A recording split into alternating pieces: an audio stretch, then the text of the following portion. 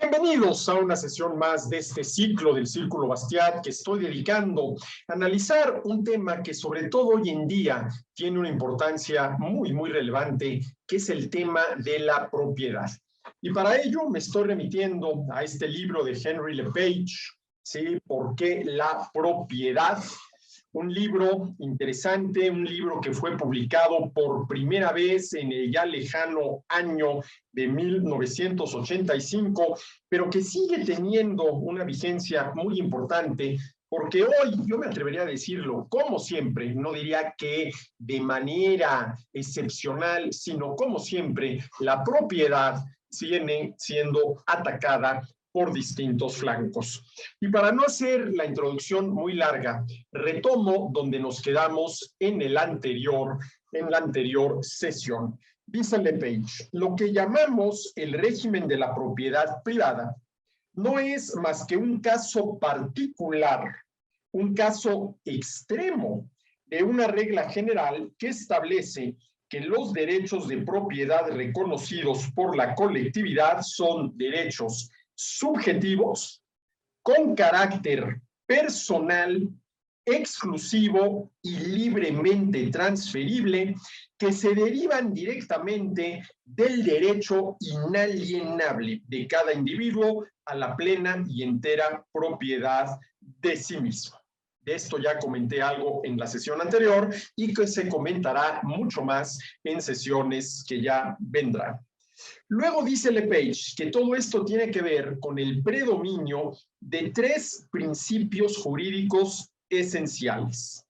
El hecho de que por definición el derecho es siempre un atributo de la persona que define derechos individuales y personales.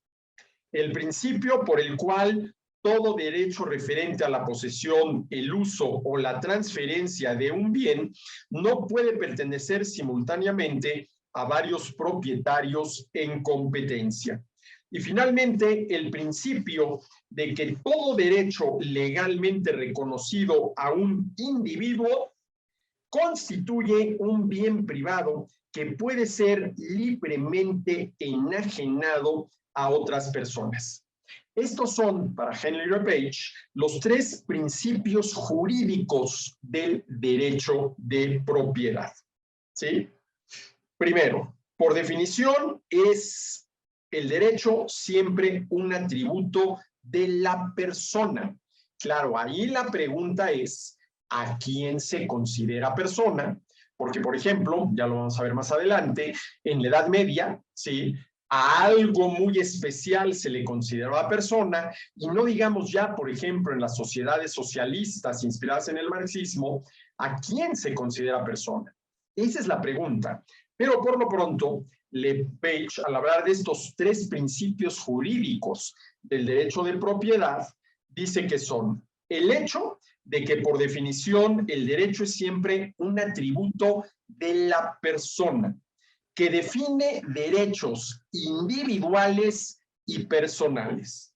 Segundo, el principio por el cual todo derecho referente a la posesión, el uso o la transferencia de un bien no puede pertenecer simultáneamente a varios propietarios en competencia. Y finalmente, el principio de que todo derecho legalmente reconocido a un individuo constituye un bien privado que puede ser libremente enajenado a otras personas. Estos tres principios, dice LePage, son el fundamento individualista del derecho, la regla de exclusividad y el principio de libre transferencia. Y estos tres principios para LePage son los que definen el régimen occidental de propiedad privada. El régimen occidental de propiedad privada. Son ellos, dice LePage, los que constituyen fundamentalmente los tres pilares de ese régimen económico y social y los que le distinguen de otros tipos de sociedad.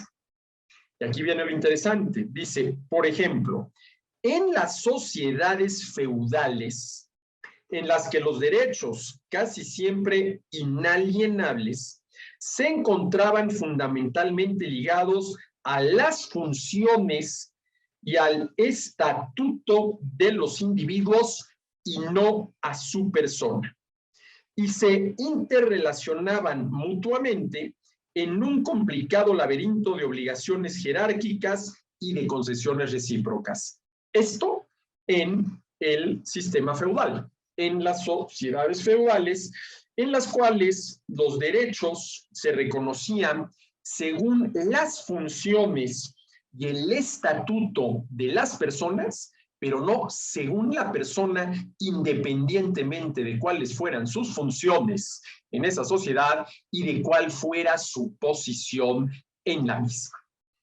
Dice Lepage, estos tres principios, el fundamento individualista del derecho, la regla de exclusividad del derecho y el principio de libre transferencia, son los que definen el régimen occidental de la propiedad privada.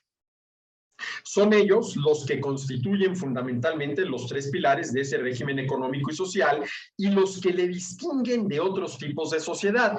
Y repito lo que dice con relación a las sociedades feudales, en las cuales los derechos, casi siempre, eso sí, inalienables, ¿sí?, se encontraban fundamentalmente ligados a las funciones y al estatuto de los individuos y no a su persona. Los derechos estaban ligados al estatuto y a las funciones de los individuos, pero no a su persona. Y se interrelacionaban mutuamente en un complicado laberinto de obligaciones jerárquicas y de concesiones recíprocas. ¿Sí? Los derechos le eran reconocidos a las personas no como tales, no como personas, sino en función del papel que jugaban en esa sociedad y del lugar que ocupaban en esa sociedad.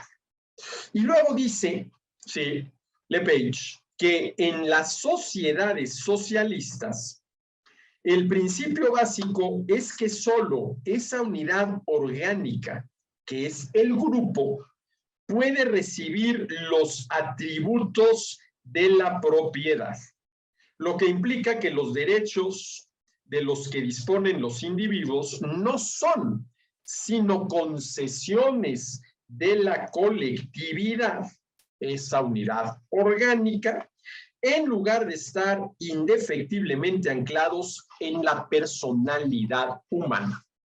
A ver, ¿qué es lo que está haciendo Lepage? Está poniendo dos ejemplos, el de las sociedades feudales y el de las sociedades socialistas, en las cuales había derechos de propiedad, pero no se le reconocían a la persona como tal.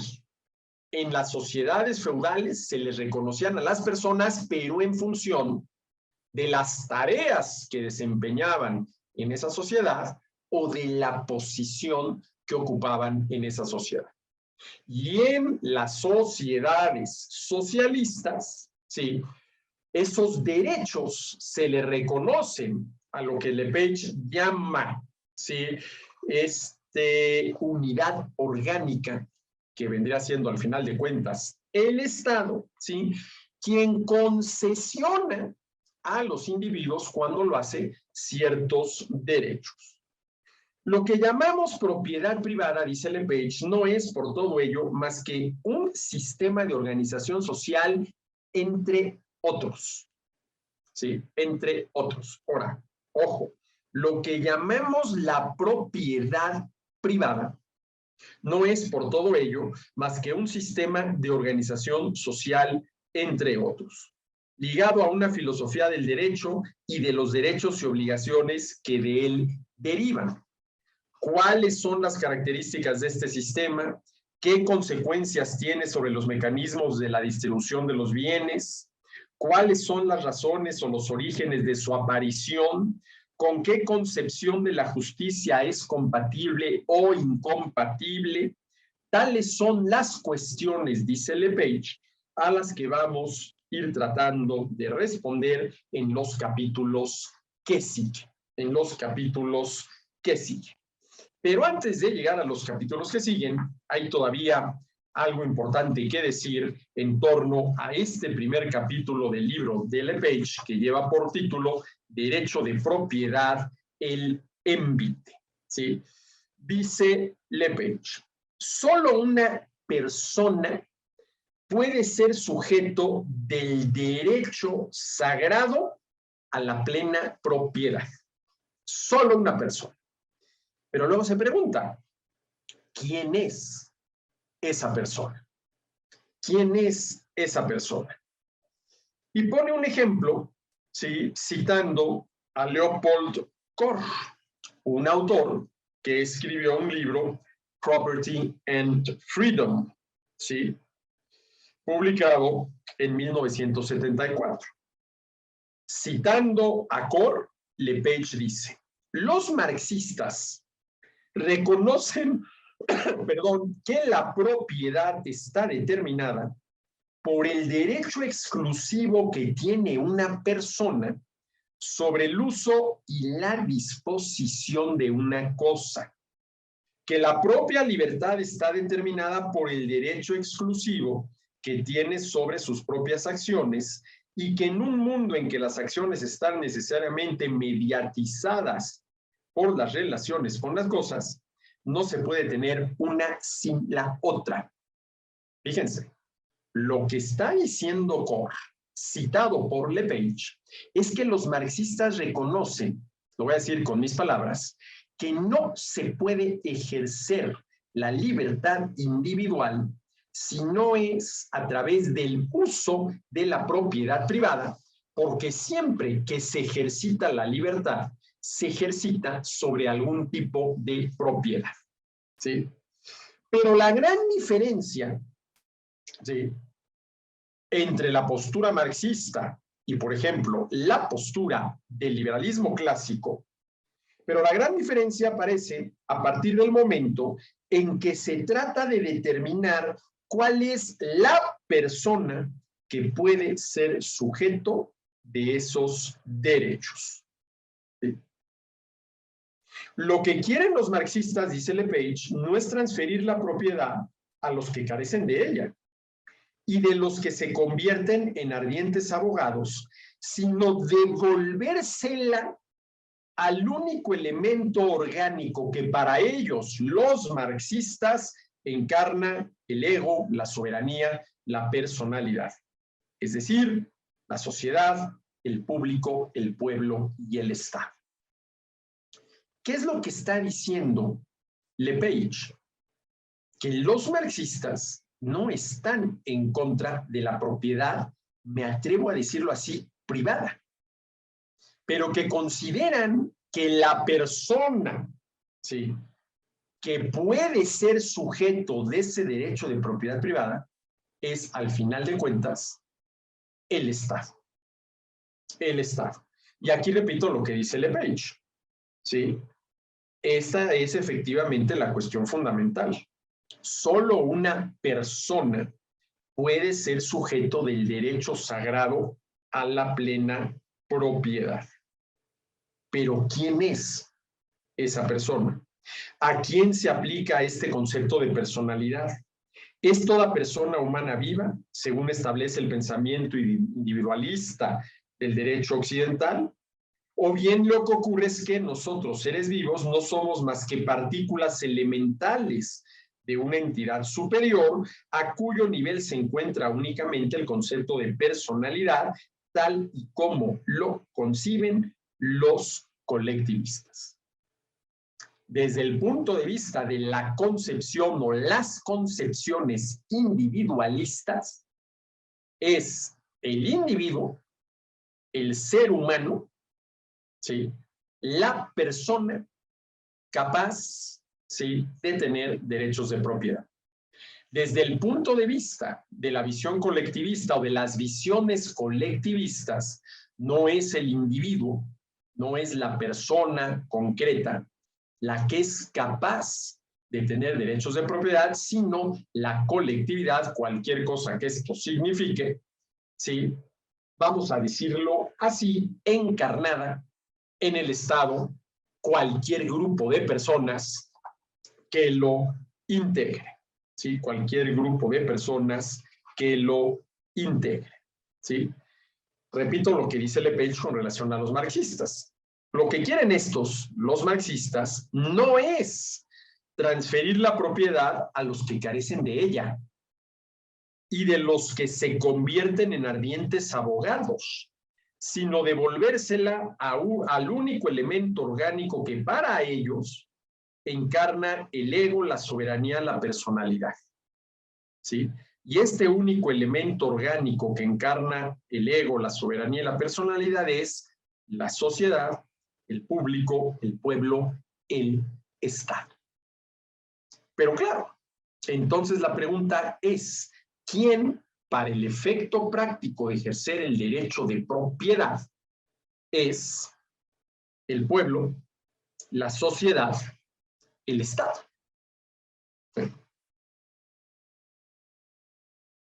Esta observación, dice Lepage, es particularmente interesante en cuanto nos hace pensar que si los marxistas reivindican la propiedad para el Estado y solo para él, es en definitiva por las mismas razones por las que los individuos que quieren ser libres reivindican el derecho a la propiedad.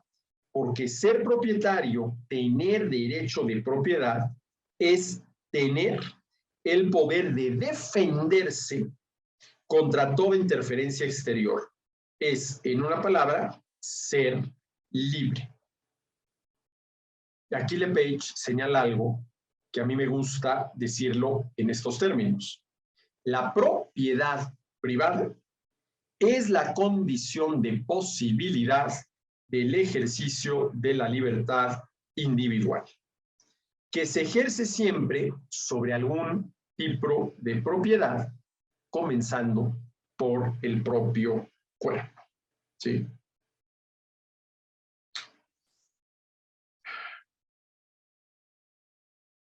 La propiedad pública, la propiedad estatal, es la propiedad del público del Estado, de la misma forma que las fábricas de la Ford son propiedad de la Ford Motor Company.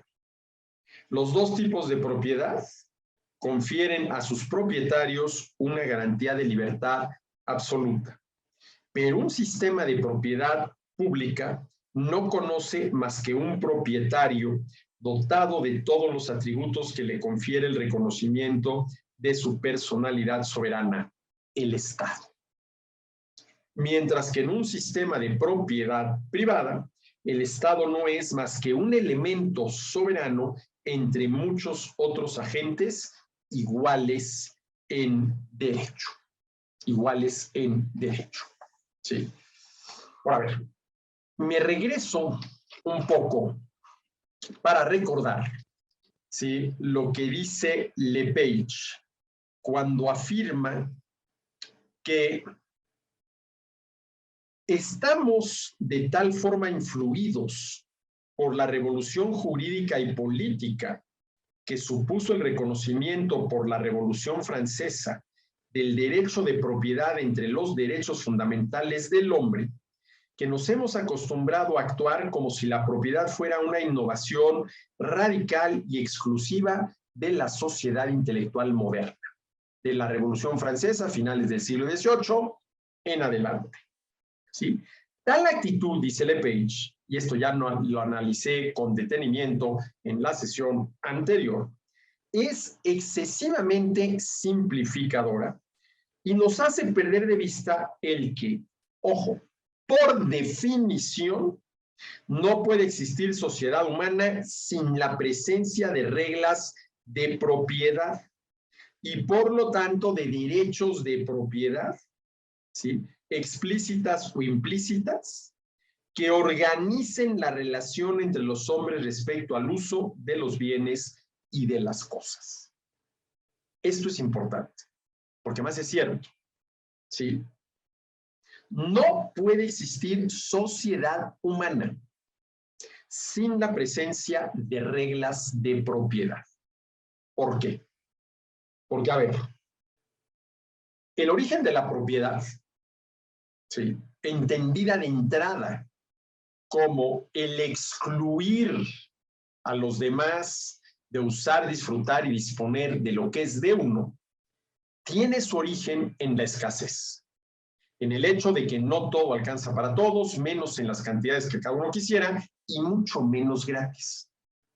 Por lo tanto, tenemos que preguntarnos, ¿sí?, ¿qué y cuánto le va a tocar a cada quien? ¿Sí?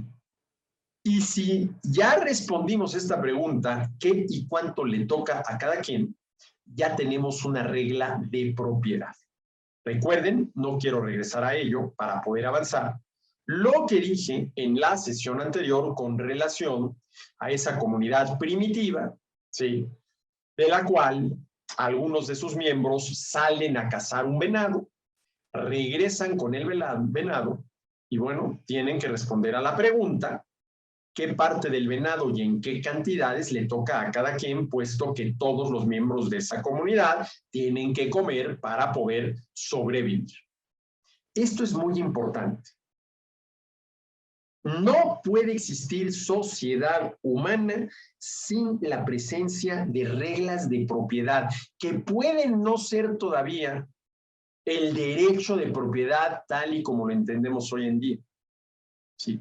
Pero allí donde los bienes para satisfacer las necesidades no alcanzan para todos, menos en las cantidades que cada uno quisiera y mucho menos gratis, tiene que haber reglas de propiedad que nos permitan responder la pregunta ¿qué y cuánto le toca a cada quien?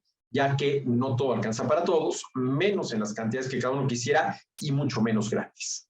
Entonces, esto es lo primero que hay que tener en cuenta, ¿sí? No puede existir sociedad humana sin la presencia de reglas de propiedad. Y luego, lo que dice Lepage, que también hay que tomar en cuenta. Solo una persona puede ser sujeto del derecho a la propiedad. Pero ¿quién es esa persona? Y aquí fundamentalmente ha habido a lo largo de la historia dos opciones, dos posiciones al respecto. La individualista, que afirma que es la persona individualmente considerada la única que puede ser sujeto del derecho de propiedad. Y frente a esta posición individualista está la posición colectivista, que afirma exactamente lo contrario. Solamente una colectividad, un elemento orgánico, como lo llama Lepage, puede ser el sujeto, ¿sí?, del derecho a la propiedad privada. Solamente una colectividad. Llámenle pueblo, llámenle la sociedad, llámenle el Estado. Pero al final de cuentas, tanto la postura individualista como la colectivista reconocen que solo una persona puede ser sujeto del derecho de propiedad. Y luego la pregunta es, ¿quién es esa persona? ¿A quién se aplica este concepto de personalidad? ¿Es toda persona humana viva, según establece el pensamiento individualista del derecho occidental? O bien lo que ocurre es que nosotros, seres vivos, no somos más que partículas elementales de una entidad superior a cuyo nivel se encuentra únicamente el concepto de personalidad, tal y como lo conciben los colectivistas. Tal y como lo conciben los colectivistas. Entonces, hemos llegado a dos conclusiones importantes que hay que tener presentes cuando discutamos el tema de la propiedad. La primera, ¿sí?, y la repito con las palabras de Lepage: no puede existir sociedad humana sin la presencia de reglas de propiedad. No puede existir colectividad humana sociedad humana, perdón, sin la presencia de reglas de propiedad. Y la segunda, solo una persona puede ser sujeto del derecho sagrado a la propiedad. Y entonces la pregunta es, ¿quién es esa persona? ¿Quién es esa persona? ¿Sí? Bueno. Luego Lepage dice que es verdad que el ejercicio del derecho de propiedad está limitado por restricciones legislativas y administrativas cada vez más numerosas. ¿Sí? Dice, no hemos llegado todavía, ojo, esto lo escribió en 1985 y se refiere fundamentalmente a Francia, al régimen socialista en el que, como se señalaba en el primer proyecto de Constitución de 1946, y cito, la propiedad es el derecho inviolable de usar, gozar y disponer de los bienes garantizados por la ley. Y aquí volvemos al tema que tratamos al inicio de la sesión anterior, ¿sí? Cuando yo les dije que este primer capítulo de su libro, Lepage, lo comienza con dos preguntas: ¿qué es la propiedad y qué es la propiedad privada? Y se remite, ¿sí?, al Código Civil, donde dice, propiedad, derecho de usar, gozar y disponer de una cosa de una manera exclusiva y absoluta con las restricciones establecidas por la ley, ¿sí?, con las restricciones establecidas por la ley. Y recuerden que yo me remití al diccionario, ¿sí?, de la lengua española, de la Real Academia Española, en donde leemos que propiedad es el derecho o facultad de poseer a alguien algo y poder disponer de ello dentro de los límites legales. Y recuerden que dije que aquí habría que cambiar lo de límites legales por los límites impuestos por la justicia. Los límites impuestos por la justicia, que es anterior a los sistemas legales que si realmente son justos, como deben de serlo, tienen como objetivo reconocer plenamente, definir puntualmente y garantizar jurídicamente la justicia, el respeto a los derechos de las personas. Entonces, dice Lepage, es verdad que el ejercicio del derecho de propiedad está limitado por restricciones legislativas y administrativas cada vez más numerosas. No hemos llegado todavía al régimen socialista en el que, como se señalaba en el primer proyecto de Constitución de 1946 en Francia, y lo cito, la propiedad es el derecho inviolable de usar, gozar y disponer de los bienes garantizados por la ley. No conforme a la justicia, sino garantizados por la ley y, por lo tanto, por el legislador. Porque esa ley, y estamos hablando de leyes positivas, que son las leyes hechas por los seres humanos, pues fue redactada por algún legislador, De tal manera que podríamos, vamos a decirlo así, enmendarle la plana a esto que acabo de leer, de lo que estaba originalmente en el proyecto de Constitución de 1946, y decirlo así, la propiedad es el derecho inviolable de usar, gozar y disponer de los bienes garantizados por los legisladores. Eso sí ya suena un tanto cuanto violento. Oye, pero ¿por qué por los legisladores? ¿Por qué cambiaste por la ley por los legisladores? Porque ¿quiénes hacen la ley? Insisto, estamos hablando de leyes positivas. Pues los legisladores. Entonces, si nosotros leemos, la propiedad es el derecho inviolable de usar, gozar y disponer de los bienes garantizados por la ley, siendo más puntuales, diríamos, la propiedad es el derecho inviolable de usar, gozar y disponer de los bienes garantizados por el legislador. Con lo cual, ya el legislador, sí, se puso por encima, vamos a decirlo así, de todos los legislados. Este es el gravísimo problema que yo veo cuando defines a la propiedad como el derecho inviolable de usar, gozar y disponer de los bienes garantizados por la ley, según se pretendía en el primer proyecto de constitución socialista de 1946 en Francia, o cuando lees en el diccionario de la lengua española de la Real Academia Española de la Lengua, que la propiedad es el derecho, facultad de poseer a alguien algo y poder disponer de ello dentro de los límites legales, es decir, dentro de los límites determinados por la ley, es decir, dentro de los límites determinados por los legisladores. Y esto es muy grave, porque ¿qué pasa si esos legisladores deciden, por las razones que sean, modificar esos límites? Si ellos lo impusieron, ¿por qué no, en un momento dado, no podrían modificarlos? ¿Sí? Repito, porque es importante. Es verdad que el ejercicio del derecho de propiedad está limitado por restricciones legislativas y administrativas cada vez más numerosas. No hemos llegado todavía al régimen socialista en el que, como se señalaba en el primer proyecto de Constitución de 1946, la propiedad es el derecho inviolable de usar, gozar y disponer de los bienes garantizados por la ley. Hasta ahí la cita. Lo que implica que el legislador puede establecer categorías de bienes que, por definición, no pueden ser objetos de una apropiación particular.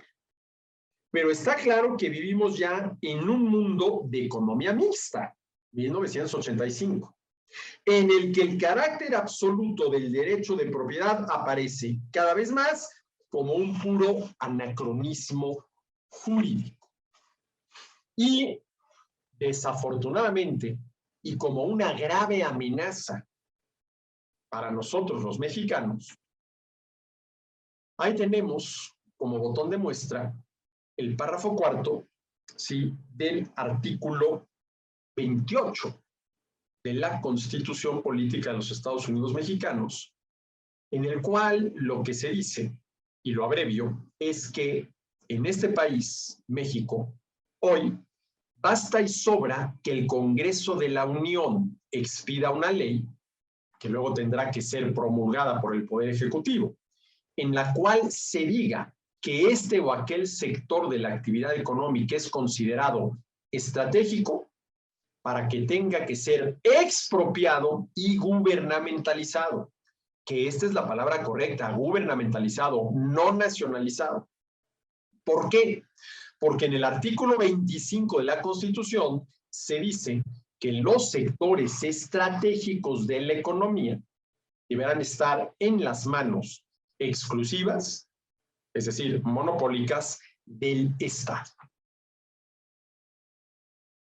Esto quiere decir que si hoy el Congreso de la Unión expide una ley y esta es promulgada por el Ejecutivo Federal, en la cual se dice que las peluquerías y los salones de belleza son considerados estratégicos, tienen que ser expropiados y gubernamentalizados.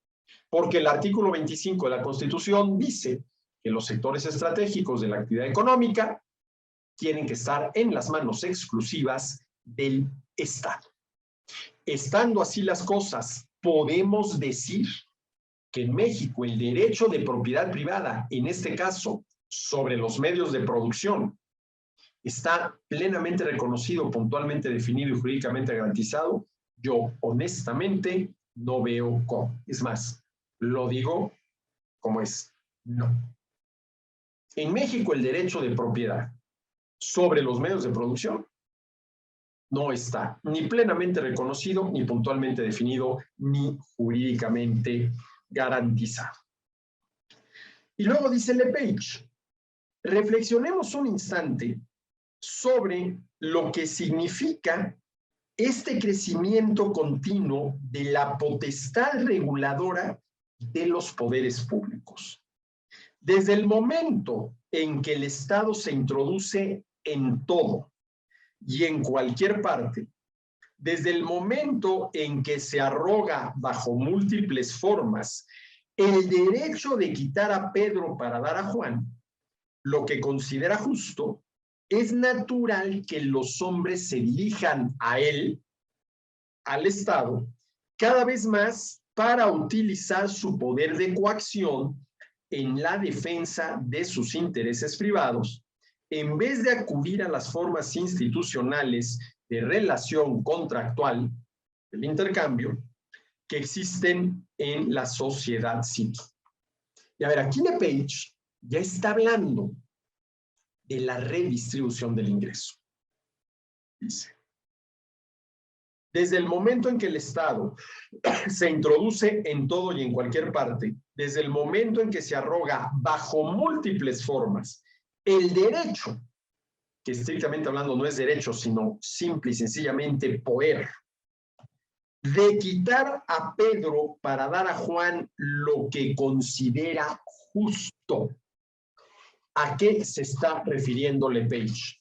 A la redistribución gubernamental del ingreso, ingreso que es el producto del trabajo de cada quien, por lo que la redistribución del ingreso es la redistribución del producto del trabajo de las personas, lo cual de entrada plantea el siguiente problema. A ver, si aceptamos que las personas tenemos el derecho al producto íntegro de nuestro trabajo, ¿cómo justificar el cobro de impuestos? ¿Y cómo justificar el cobro de impuestos con fines redistributivos? Porque, a ver, como yo siempre digo, yo no pago impuestos, a mí me los cobran. Y la diferencia es esencial. Yo no pago impuestos, a mí me los cobran. Y los pago para no hacerme acreedor al castigo al que me haría acreedor si no pago impuestos como las leyes dicen que los tengo que pagar. ¿Pero qué supone cobrar impuestos?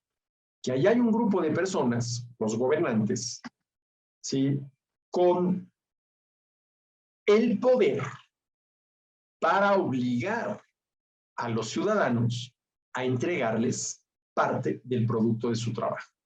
Que eso es cobrar impuestos. Obligar a los ciudadanos en su condición de contribuyentes a entregar parte del producto de su trabajo, ya sea de manera directa, grabando directamente el ingreso, el producto del trabajo de las personas, ya sea indirectamente, por ejemplo, por medio de la compra de bienes y servicios con impuestos a la compra de bienes y servicios y cualquier otro tipo de impuesto que hay. Aquí LePage ya se está refiriendo a eso. Cuando el gobierno le quita a Pedro para darle a Juan. ¿Y qué es lo que le quita a Pedro? Parte del producto de su trabajo. ¿Para qué? Para dárselo a Juan. ¿Por qué? Pues porque considera el gobierno que eso es lo justo. Y ahorita me viene a la memoria esta definición de justicia social que dio el recientemente fallecido Walter Williams. Dice, te voy a dar mi definición de justicia social. Tú te quedas con el producto de tu trabajo y yo me quedo con el producto del mío. ¿No estás de acuerdo?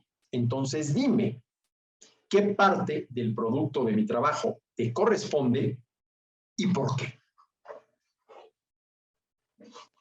¿Qué parte del producto de mi trabajo te corresponde y por qué?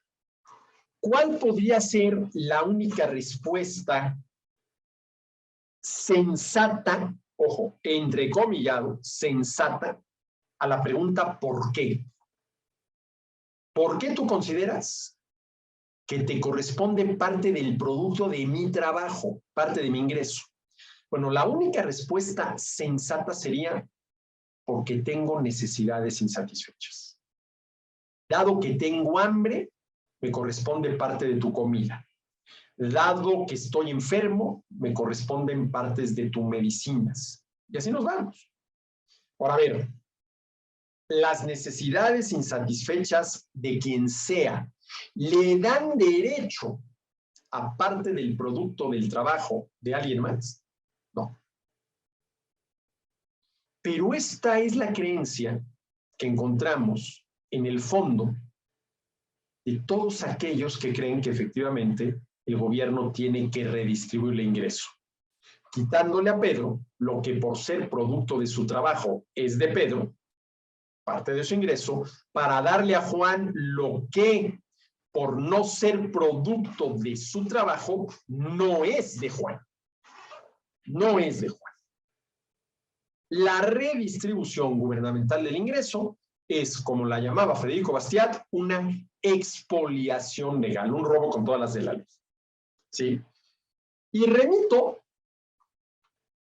a lo que dije al inicio de la sesión anterior, cuando hice referencia a los distintos modos de adquisición de propiedad que puede haber. A ver, dado que no todo alcanza para todos, menos en las cantidades que cada uno quisiera y mucho menos gratis, pues tenemos que responder la pregunta ¿qué y cuánto le toca a cada quien?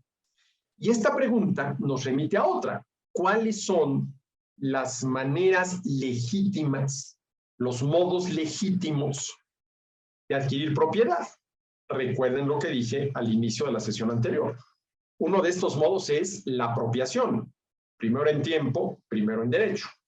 Otro modo legítimo de adquisición de propiedad es el trabajo. Oye, esto es mío porque es mi ingreso. Es el producto de mi trabajo. Es lo que alguien estuvo dispuesto a pagarme por el bien o servicio que le proporcione. Otro modo legítimo de adquisición es la compra. Esto es mío porque lo compré. Porque al vendedor le pagué el precio al que estaba dispuesto a venderme. Y otro modo legítimo de adquisición es la herencia. Vamos a decirlo así, la cesión. Esto es mío porque alguien me lo cedió, alguien me lo regaló, alguien me lo heredó. Pero ¿cuáles son los modos ilegítimos de adquisición? El robo, el fraude. Y en este sentido, ¿sí? Si el gobierno le quita a Pedro parte de su ingreso, parte del producto de su trabajo, y el trabajo es uno de los modos legítimos de adquisición de propiedad, y esa parte del producto del trabajo de Pedro que el gobierno le quita a Pedro se la da a Juan, ¿sí? Eso que Juan recibe y que podría considerar de su propiedad es producto de un modo ilegítimo de adquisición de propiedad. ¿Por qué? Porque el gobierno obligó a Pedro a entregarle parte del producto de su trabajo para luego dárselo a Juan. Lo voy a decir en estos términos. El gobierno, y lo digo muy conscientemente, le robó a Pedro parte del producto de su trabajo para dárselo a Juan. El gobierno le evitó a Juan la molestia de tener que robarle directamente a Pedro. Ahora miran ustedes, pero espérame. Si Juan a punta de pistola le roba a Pedro parte de su ingreso, eso es clarísimamente un robo. Pero si el gobierno lo hace, ¿sí? Y detrás de todo esto hay una ley, pues ya no es un robo porque es legal. No, a ver, es legal porque hay una ley, pero esa ley es una ley injusta, que no reconoce plenamente, define puntualmente y garantiza jurídicamente el derecho de propiedad de Pedro sobre el producto íntegro de su trabajo. Y eso es de lo que ya está hablando Lepage aquí, de la redistribución gubernamental del ingreso. Miren,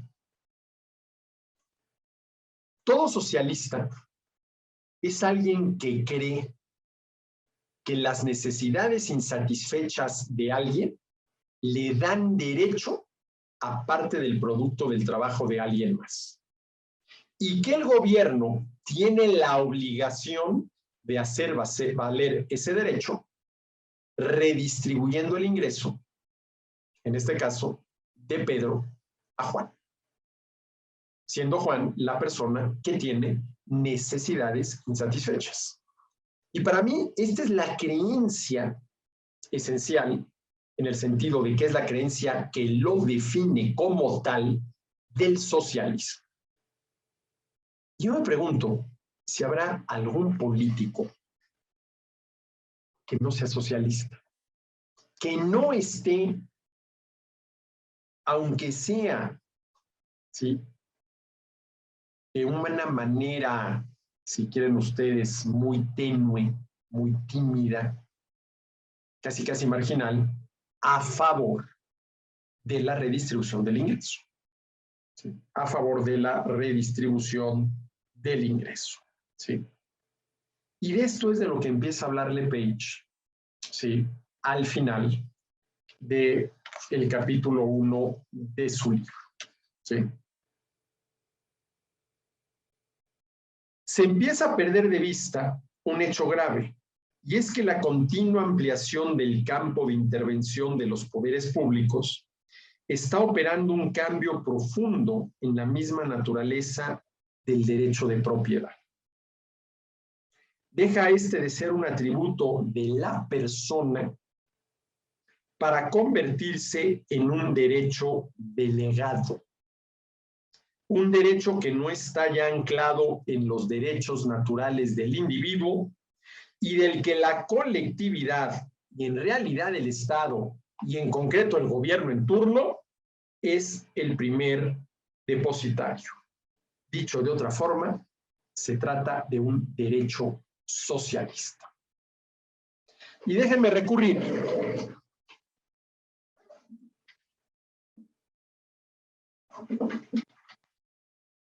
al artículo 27 de la Constitución Política de los Estados Unidos Mexicanos.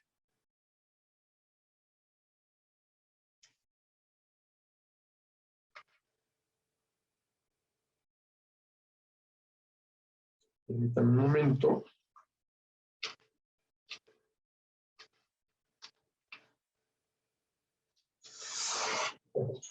Primer párrafo del artículo 27 de la Constitución Política de los Estados Unidos Mexicanos. La propiedad de las tierras y aguas comprendidas dentro de los límites del territorio nacional corresponde originariamente a la nación, la cual ha tenido y tiene el derecho de transmitir el dominio de ellas a los particulares, constituyendo la propiedad privada. Según esto, ¿cuál es el origen de la propiedad privada? ¿Sí? La graciosa transmisión que la nación hace a favor de los particulares de las tierras y aguas comprendidas dentro de los límites del territorio nacional. Fíjense lo que dice LePage. Se empieza a perder de vista un hecho grave, y es que la continua ampliación del campo de la intervención de los poderes públicos está operando un cambio profundo en la misma naturaleza del derecho de propiedad. Deja este de ser un atributo de la persona, un derecho natural con el cual la persona es concebida, ¿sí?, para convertirse en un derecho delegado.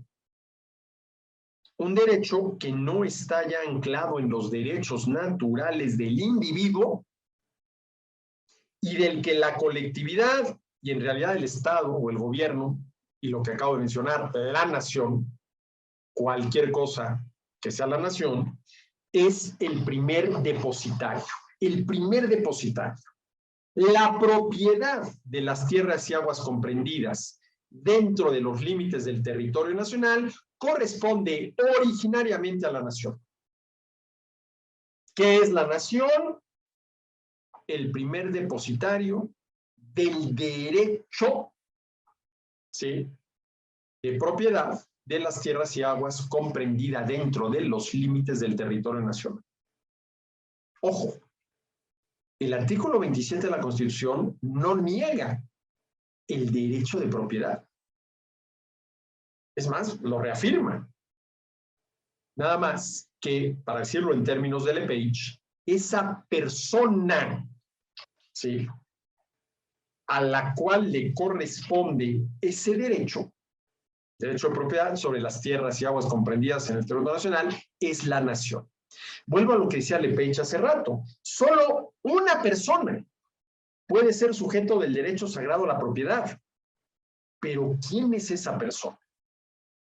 En este caso, el del 27 constitucional, la nación. Pero claro, a ver, ¿quién para el efecto práctico de ejercer el derecho de propiedad sobre las tierras y aguas comprendidas dentro del territorio nacional es la nación? Tal vez la respuesta sea el gobierno en turno. El gobierno en turno. ¿Sí? El gobierno en turno. ¿Sí?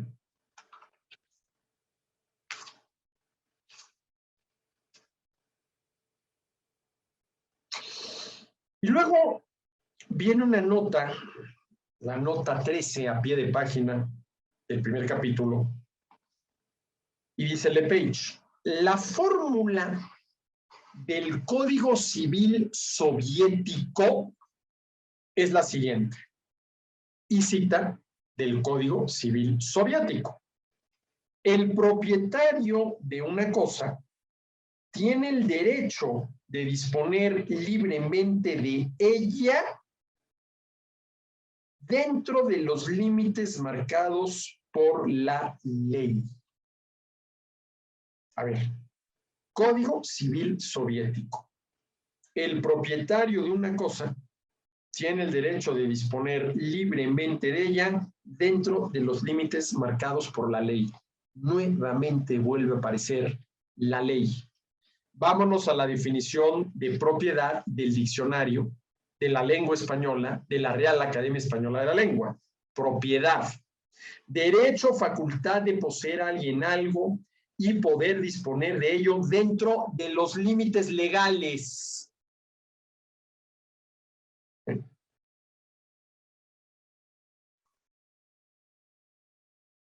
Positivismo jurídico.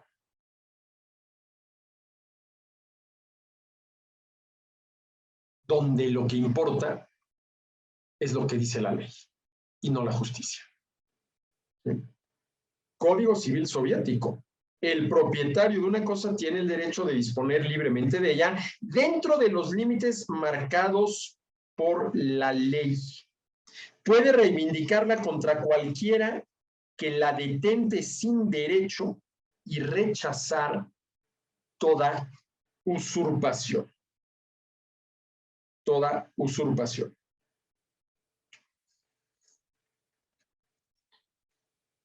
Y luego, citando al profesor Carbonnier, en su tratado sobre el derecho civil, dice Lepage, más que limitar el derecho subjetivo, ¿sí?, es importante delimitar los bienes sobre los cuales se admite su ejercicio. Es decir, bienes susceptibles de apropiación privada son aquellos que la ley y por lo tanto el legislador diga. De tal manera que la propiedad privada está más referida a ciertos tipos de bienes, aquellos que la ley y por lo tanto el legislador considera que sí pueden ser objeto de apropiación privada y no de la persona. Y no de la persona. ¿Sí?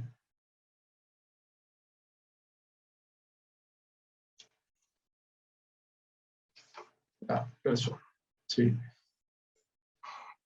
De esta forma, dice Lepage, a partir del momento en que se reconoce al Estado un derecho ilimitado para intervenir y modificar autoritariamente el contenido de los derechos de propiedad legítimamente adquiridos por los individuos, la propiedad deja de ser una extensión natural de la persona, como lo era en la tradición del derecho liberal, y se convierte en un privilegio del Estado, en un privilegio otorgado por el Estado. Ya no es un derecho natural de la persona, sino un privilegio otorgado por el Estado, cuyo uso es concedido, ¿sí?, a las personas privadas.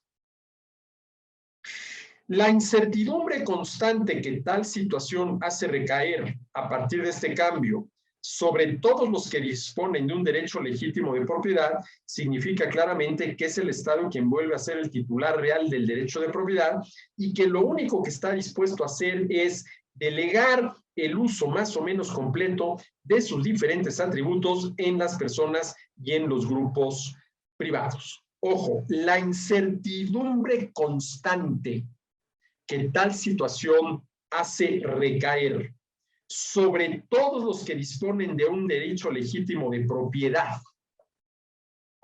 Vuelvo al artículo 28, párrafo cuarto de la Constitución Política de los Estados Unidos Mexicanos, en el cual se dice que en este país basta y sobra que el Congreso de la Unión expida una ley en la cual se diga que este o aquel sector de la actividad económica es considerado estratégico para que tenga que ser expropiado y gubernamentalizado.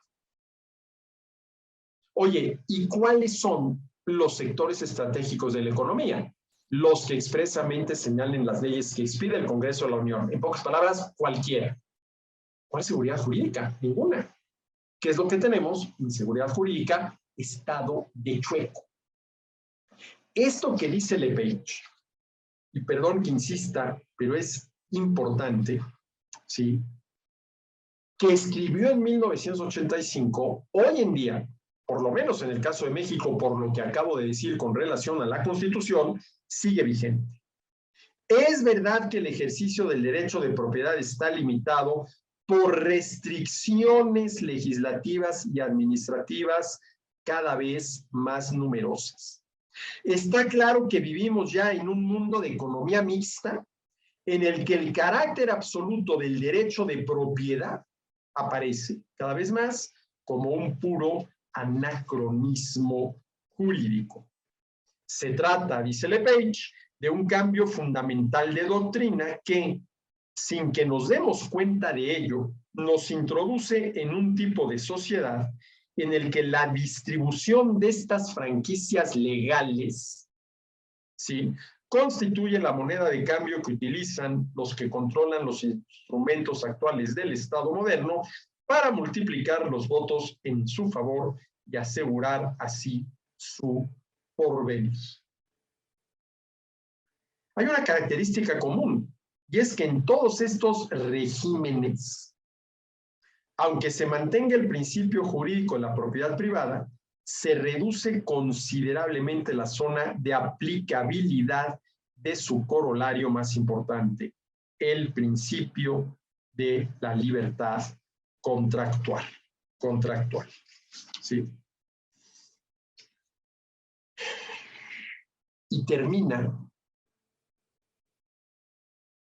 faltó muchísimo que analizar desde este primer capítulo, pero si no, no avanzamos. Lepage diciendo esto: hay que decirlo sin temor. Vivimos en un país, él se refiere a la Francia de 1985, yo me refiero al México del 2022, en el que la propiedad se muere. En el que la propiedad se muere.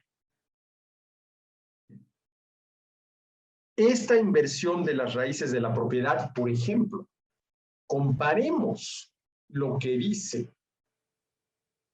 la Constitución de 1917, hoy, y digo hoy porque se ha reformado ya no sé cuántas veces, con lo que decía la Constitución muy liberal de 1858, ¿sí?,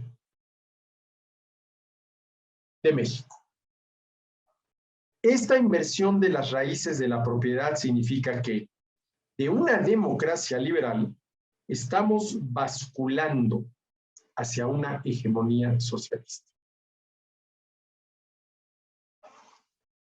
Pues señores, hasta aquí esta sesión de este ciclo del Círculo Bastiat destinado a este tema tan importante que es el tema de la propiedad. Y en la próxima empezaremos a analizar el capítulo 2, cuyo título es El derecho de propiedad, historia de un concepto, Historia que, por razones de tiempo, pues tendremos que reducir a lo verdaderamente esencial para luego pasar al capítulo 3, ¿sí? Al capítulo 3, cuyo título es, déjame rápidamente aquí encontrarlo, propiedad privada, ¿por qué? Pero por lo pronto hasta aquí y nos vemos en la próxima sesión de este ciclo del Círculo Bastiat.